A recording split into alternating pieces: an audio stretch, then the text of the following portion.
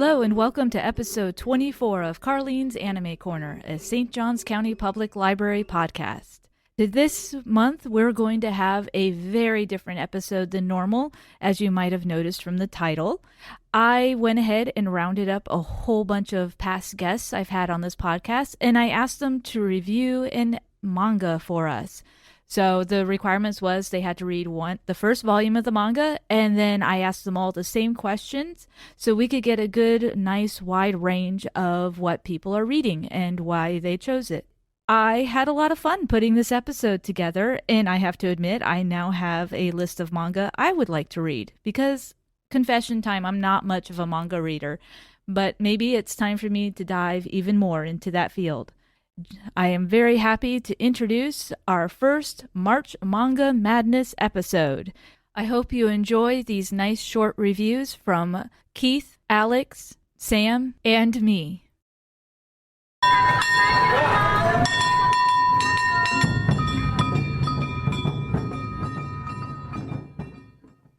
So, Mr. Keith, you read volume 1 of which manga? Way of the House Husband. And what caused you to pick this one? Honestly, I was just sold on the premise alone. The idea is this is a former, legendary Yakuza. You know, he was one of the deadliest fighters in the Yakuza, had all these sorts of crimes and all this blood on his hands, and he threw it all away for the sake of love, and he is now happily married. He is a stay-at-home house husband, so he is doing chores, he's doing grocery shopping. Okay. Yeah, I was just going to ask you what exactly is a house husband. Yeah, so it's just he's basically stays at home, and the comedy of the series comes from this hardened Yakuza interacting with stuff like aerobics classes and flea markets, and it is just very, very funny. It does sound really funny. Yeah. Do you have a favorite character or moment from this you would like to share? So what's interesting is the characters, there's not a whole lot of character development. It's almost like a sitcom where it's just this guy being put in all sorts of crazy situations. So it's like lots of little mini stories. Yeah. Every volume is kind of a standalone story. There are a few reoccurring characters like his wife. There's this Yakuza guy he kind of has taken under his wing. He'll run into former rivals from the Yakuza. But there are some moments I really enjoyed. So at one point, his wife, there's this anime she's obsessed with, and so she has these models. I think it's supposed to basically be a Gundam type of show. Okay. And he's babysitting a kid, and they knock over the model and break it. So he's freaking out.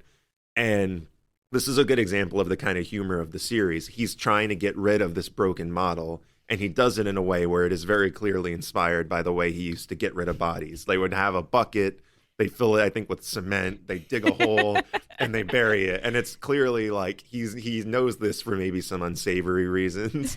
And that's basically every volume is that type of stuff where it's you see these flashes of darkness, but then it's he's in a really funny situation. Yeah. So there's a nice juxtaposition between the darkness of the Yakuza past and his present. Yeah, he in the second volume, because I read the first 2 volumes, and in the second one he runs into another former legendary Yakuza who's oh my gosh, this guy is one of the most hardened killers in Japan. You know, he's feared throughout the country, and they settle their legendary score in a cooking duel.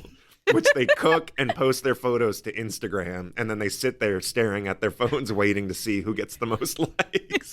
So that's the example of the humor of the series. That sounds amazing.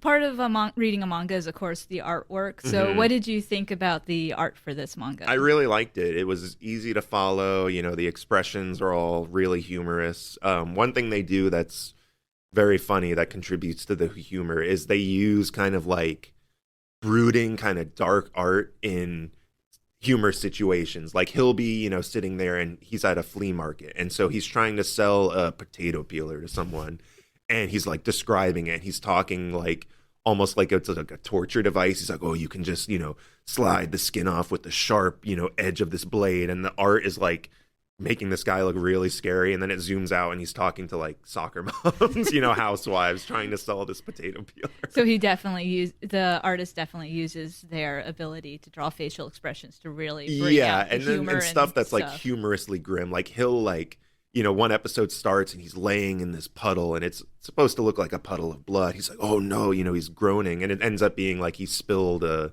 thing of juice or something, but they make it look like this guy is like, this Yakuza is wounded in a puddle of blood. And it's that type of art, where they juxtapose this, all seemingly violent stuff with really goofy, caricature type art.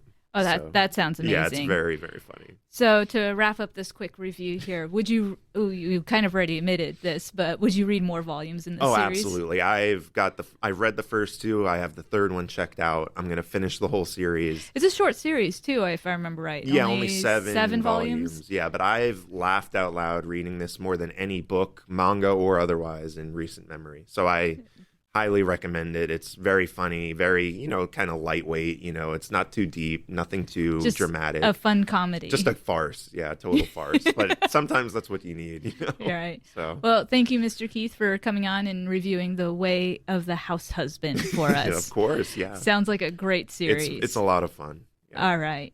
Well, on to our next review.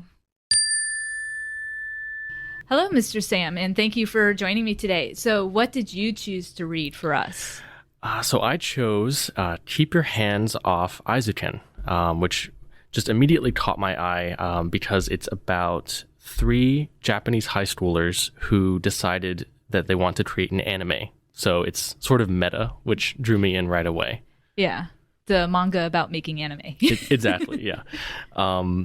But yeah, so this one was really good. I enjoyed it. Great.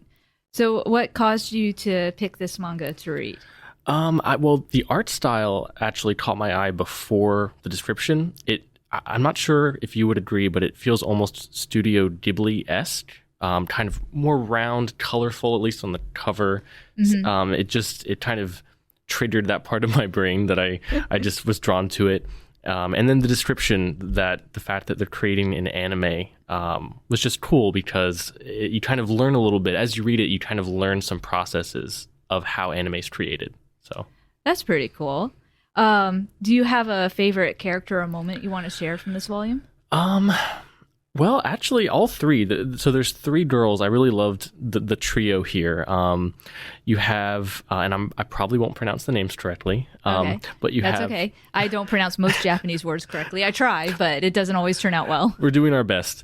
So you have a world builder. So Asakusa or Asakusa, she's kind of the creative one. She has all these visions, and she wants to create this fantasy world. You have Mizusaki, who's an animator. She loves animation and creating characters.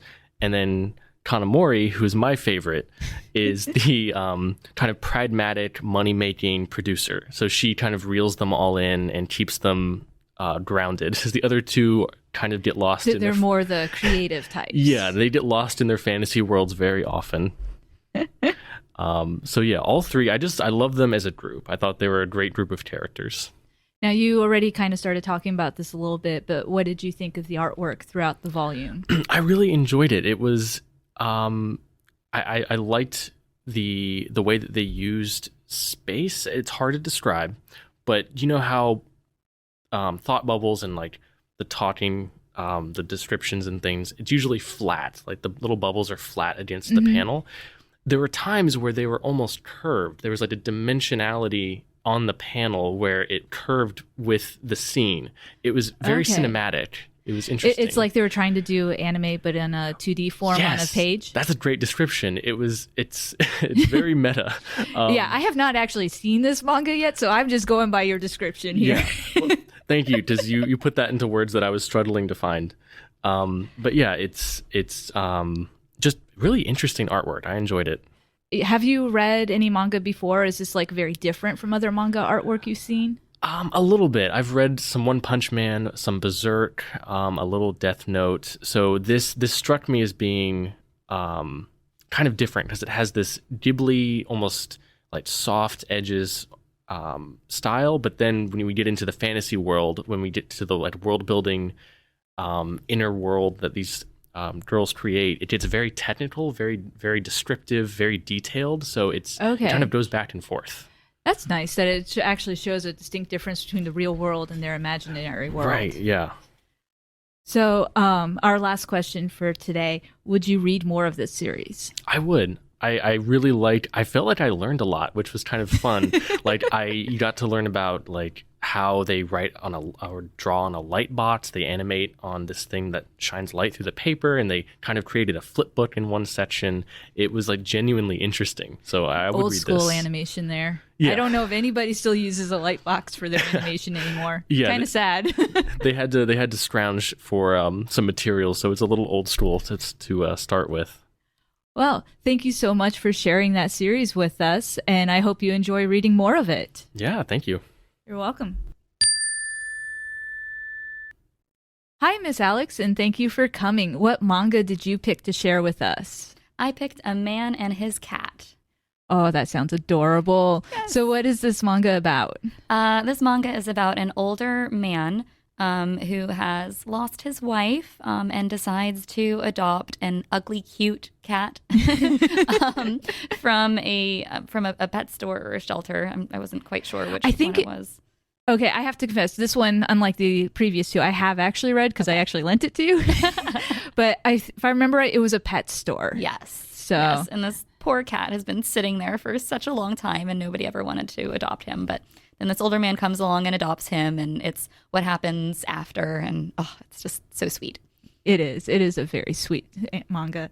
What caused you to pick this one to read? I really needed something sweet and easy and light, and I went to you for suggestions, and you suggested it for me, and it was perfect. So thank you.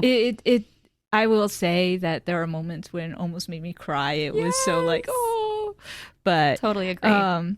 Do you have a favorite character or moment you would like to share out of this? Most definitely. So, almost at the end of the first volume, the older man is playing piano, and the piano is like kind of a recurring character in the manga, and the cat thinks that it's his enemy, or he thinks it's bad, this big shiny black thing, because it seems to make his meowy daddy sad, which, oh my god, I loved meowy daddy. His little nickname. So he tries to do whatever he can to stop him from playing it. And a little bit later in the volume, he gets another chair so that they can sit there together, because one of the cat's ways to get him to stop playing was to get on the chair and, block him from actually playing. So he gets another seat. The cat jumps up on the keys and tries to stop him from playing by looking adorable and playing with him. And the man doesn't get annoyed or anything like that. Instead, he gets a little thoughtful and he says, "The only ones who have ever stopped me from playing are you, Fukumaru, and my wife." And then he just says, like, being told not to play makes me want to play all the more. He's like, "Let's have a jam session." And so the cat is playing on the keys and he's playing. And then it goes into this memory of him and his wife. And it's just the sweetest Heartbreakingly thing. sweet. Yes, definitely. Yeah. Loved it. What did you think of the artwork in this book? I liked it. Some of it was a little simple. I liked the flashback moments with his wife as well. I don't think you actually ever see her face. It's just the back. And there are some cute little details throughout as well. When the man is with his cat, and there's like little action words. It's like eager, because he's just so eager to like do his best with his cat. So it's really cool. All black and white. Fukumaru's emotions are very well done. You can really see how he's feeling in his cute little ugly cute face. And he even tears up, which is works with his breed, because I guess this kind of cat, like they tear up sometimes, so it's not just a random cat crying. Do they ever tell you exactly what breed of cat Fukumaru is? I don't think so. They just say he's some kind of exotic breed. Okay. Because I was trying to remember if they ever did, and you've read this more recently than me. I have to admit, I always envisioned him as a really weirdly patterned Persian. That's fair. So. Yeah, with like random polka dots. Yeah. He's just so chunky, and he's adorable with his little flat face. Would you read more of this series? Oh, yes, most definitely. I have the next two sitting on my desk, and I can't wait to read them. Okay. Well, thank you so much for joining me. Thank you. All right, we're going to change things up a bit, and Miss Alex is actually going to ask me questions about my manga that she has not read. And I went ahead and read Dragon Ball, the original one from 1984 by Akira Toriyama. And yeah, it was interesting. So shall we dive into it? Yes, let's do it. Let's get started. Okay, so Karlene, what caused you to pick this manga to read? So I picked this manga because a friend of mine gave me a while ago another Akira Toriyama manga called Sandland, and I really enjoyed it. And for most of my anime watching career, I thought Dragon Ball was this really stupid thing, and I hated the artwork, hated the character design. Oh, no. And I decided I needed to revisit the manga on this because I revisited the cartoon and fell in love with it. So that is why I decided to read the original first volume of Dragon Ball. Very nice. Do you have a favorite character or a moment to share? So I'm going to be very, very boring and say Goku is probably one of my favorite characters just because he's not necessarily dumb. He's just incredibly innocent and doesn't know anything, which unfortunately, okay, we're going to say this is a 1980s manga from 1980s Japan. Not the most modern in its viewpoint and humor, shall we say. That's fair. That's a good way to put it. So there's definitely very 12-year-old boy humor going on here involving 12-year-old boy things that they giggle at. And Goku's innocence, unfortunately, is cause part of that. But one of the things I love is because Goku innocence actually causes one of my favorite scenes so far in the first volume. And Goku is modeled after the Monkey King from Journey to the West.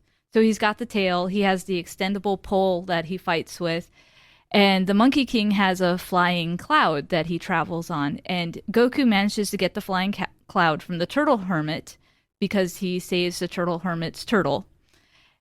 Yeah, say that 3 times fast. And the Turtle Hermit tells him that only people who are pure of heart can actually ride on this magical cloud. In the anime, they call it a flying nimbus. In the manga, they call it kontan or something like that. Mm-hmm. I'm not sure on the pronunciation. The Turtle Hermit goes to demonstrate, and he jumps on the cloud and he falls right through. So obviously not pure-hearted. Oh, no. Bulma, who is traveling with Goku, is like, of course I can fly it. I am a cute, pretty girl. Of course I have a pure, innocent heart. And she jumps on it and falls right through. So the only person, as far as I can tell in this entire manga, who can ride this cloud is Goku because he is very innocent. That's adorable. Which also makes him come off as very dumb. Yeah. So that's fair. But yeah, that was one of my favorite moments because it was just like, yeah, there's nobody in this manga who has an innocent mind. Only Goku. Only Goku. That's cute. I love it. So what did you think of the artwork?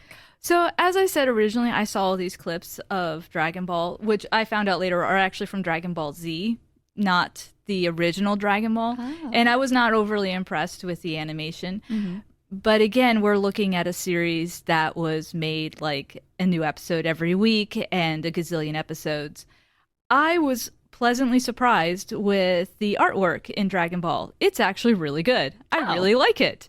Akira Toriyama, he does a lot of influence from like Chinese landscapes. So you'll often see sometimes in the background when they're traveling through mountains, you see like these really tall cliff landscapes like they have in old Chinese ink drawings. I love the action he gives to fight scenes. Like he does a really cool job with like the giant letters, you know, when they hit somebody and all the lines and action and so on. He does really good still shots of that, which convey a lot of action and movement. Cool. So I see why Akira Toriyama is so popular as a manga artist because he is really good at what he does. He also, I found out, did some of the artwork for one of my favorite video games. So that's also fun. He did the Chrono Trigger character design. Very nice. Yeah. Right. But yeah, so as I said, it was just, and he has fun drawing all these vehicles too. And he gives everything a very rounded shape to his vehicles. Like he doesn't do boxy cars, they're all kind of curved and rounded, which again gives a very unique visual style to it. It's very different from the time he was writing it. Yeah. 80s cars were very boxy. I also wonder if that wasn't a reaction against what he saw in real life. Is he's like, I don't see this in real life, so I'm going to put it in my manga. Yeah. So I don't know, but I love the fact that everything is very rounded in his series. Also, my one thing about Dragon Ball I will say is I have no idea what kind of world these people live in, but they have dinosaurs running around. They got weird talking animals that can shapeshift, and then they have like high technology with these capsule things they throw and a car pops out. So it's crazy. Okay. Very strange universe. Very strange universe, which I can't make heads or tails of yet. Fun. And I think it's all technically supposed to be Earth. Okay. Sure. So, I don't know. Love it. So would you read more of the series? I am going to read more, mostly because part of me is like, I can look beyond the 12-year-old boy humor and we'll see if it moves past that. But I did enjoy it quite a bit, so I probably will read more of it. We'll see how it goes. Okay, awesome. Glad to hear it. Thanks. So thank you.